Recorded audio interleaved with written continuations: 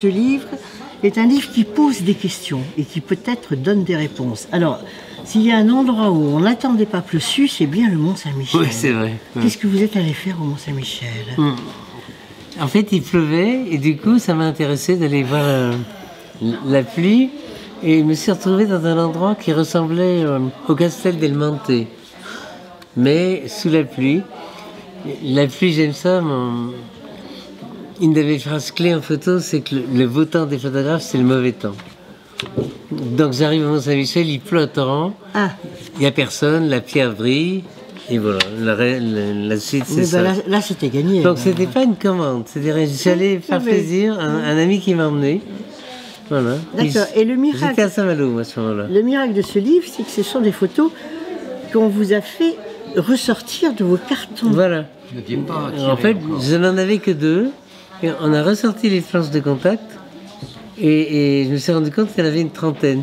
Mais je me suis dit, ils n'ont jamais accepté des photos sous la pluie. Voilà. Et bingo, vous avez accepté. Voilà. C'est ça. Et alors, ce livre, c'est aussi du grand Marivonne de Saint-Jean. Oui. C'est une femme savante. C'est un beau texte. Hein. Voilà, c'est une femme savante.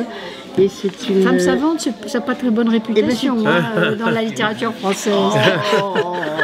C'est une femme qui en sait plus que la moyenne et surtout qui connaît tout notre patrimoine. Il y a un article là cette semaine dans un quotidien Observateur qui dit que les vieilles pierres murmurent à vos oreilles. Alors qu'est-ce qu'il vous dit le Mont-Saint-Michel? Ah, il me raconte l'histoire de France, je crois. C'est très lié, enfin l'histoire de France, de la Normandie, de la Bretagne, enfin l'histoire de guerre surtout, bon, parce que c'est surtout une forteresse. Alors c'est aussi un lieu de foi. C'est ce mélange de l'histoire monastique et de l'histoire militaire de la France et de nos frontières. Parce que cette frontière entre la Bretagne, la Normandie, le royaume franc, elle est très mouvante. Et le Mont-Saint-Michel est toujours au milieu. Et l'Angleterre n'est jamais loin. L'Angleterre, c'est-à-dire qu'elle est de l'autre côté de la Manche, mais au début, c'est surtout, ce qui est jamais loin, c'est l'affrontement. Puisque les Bretons cherchent à s'agrandir, à englober le Mont, ils l'ont conquis un moment, et puis ensuite ils se retirent face aux Vikings qui occupent la Bretagne. Ensuite les Vikings quittent la Bretagne, mais ils gardent le Mont. Voilà, ils gardent la Normandie, comme chacun sait. Puis ensuite, les Normands deviennent anglais, et du coup, c'est à nouveau un lieu d'affrontement, puisque les Capétiens cherchent à récupérer la Normandie, ce qu'ils arrivent à faire. Voilà. Marivonne, pourquoi faut-il aller au Mont-Saint-Michel? D'abord, il faut y aller parce que c'est un grand pèlerinage. C'est un grand lieu de pèlerinage, c'est un lieu de méditation sur la mer, alors devant la pluie, le cas échéant, voilà, parce que c'est quand même un endroit maritime. Il peut faire beau aussi, mais il peut faire magnifique. On peut voir l'autre rive, on peut voir un autre Mont-Saint-Michel sur l'autre rive, enfin le trace de ce qui a été un lieu monastique dépendant du Mont-Saint-Michel français. Et puis, bien sûr, c'est une de ces merveilles topologique et comme on peut en trouver chez nous. Un mont qui s'élève au milieu de la mer. 92 mètres, hein. Le haut du mont, voilà. 92 mètres. Et avec la statue de l'Archange, ça fait 156. Donc c'est quand même un lieu... Et on médite toujours mieux sur les hauteurs, depuis l'histoire de l'humanité.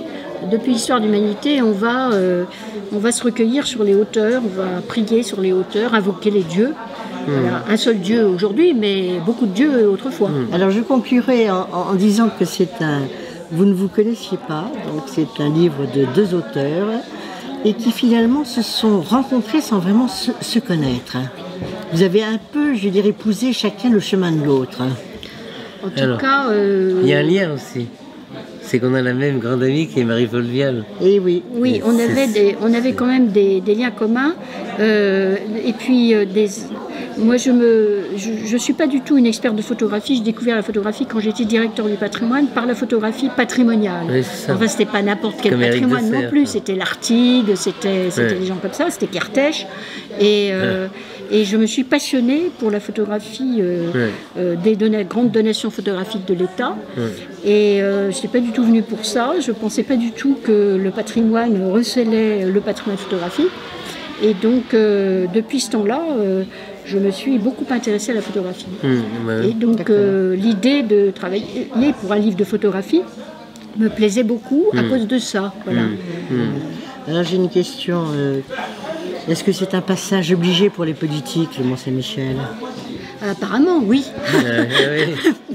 Ils s'y précipitent tous. Mais je pense que c'est un lieu, d'abord un lieu magique.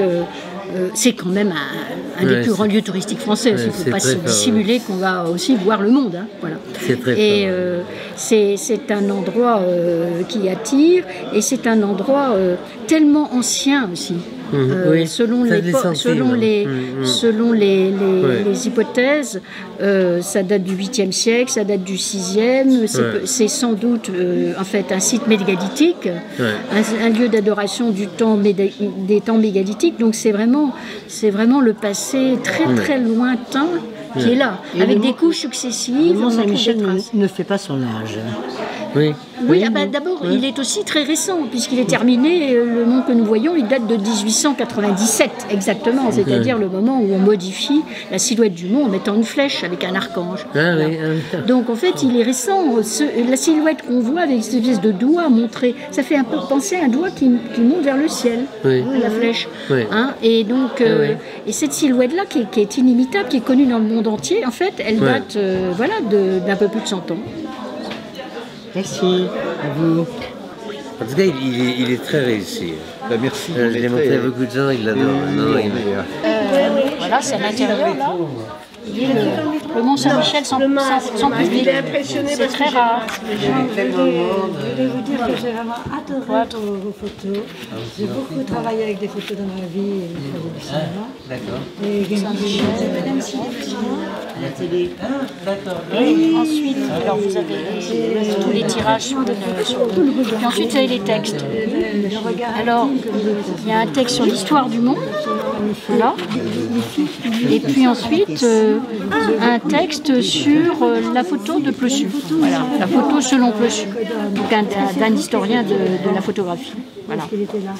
Et vous avez... C'était lequel Voilà, cette très jolie photo à la fin. Est-ce que Mont-Saint-Michel, vous avez tiré un banc? Non. Pour qu'elle soit Avec jolie?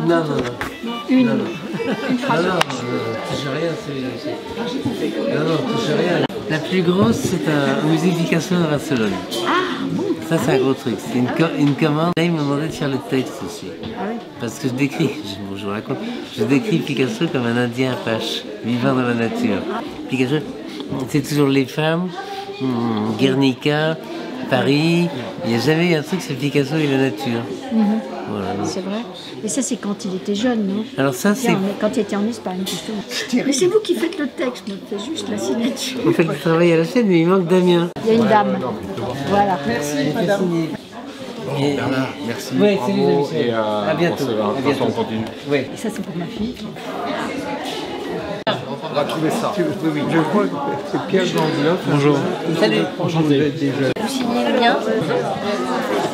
Après, sinon chez Isabelle.